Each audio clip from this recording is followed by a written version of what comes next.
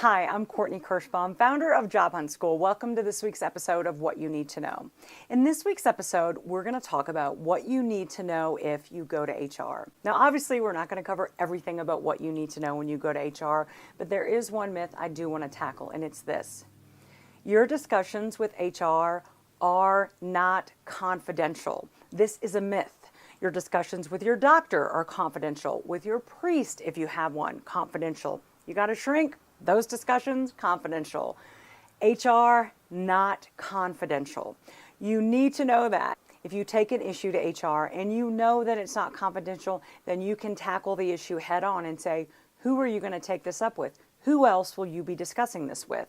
You need to tell them, I understand this won't be confidential, but I would like to know who you're going to take this matter to so I can be prepared for the possible repercussions. There's absolutely nothing wrong with that. But what most people do is assume, oh, this is going to be confidential, and that's absolutely not the case. And usually you find out too late when your boss comes to you or when the word gets out. You don't want that to happen. And if it's going to happen, if it's inevitable and you're okay with that, at least be prepared by having an open dialogue with the HR manager or whoever you're discussing it with and find out. Who are you going to talk to about this, and when are you going to talk to them? Because I want to be prepared for any fallout from that. There's absolutely nothing wrong with that. You have every right to ask. I'm Courtney Kirschbaum. Thank you for joining me for this episode of What You Need to Know, a Job Hunt School video. Good luck with your job hunt and your career, and until next week, make your move.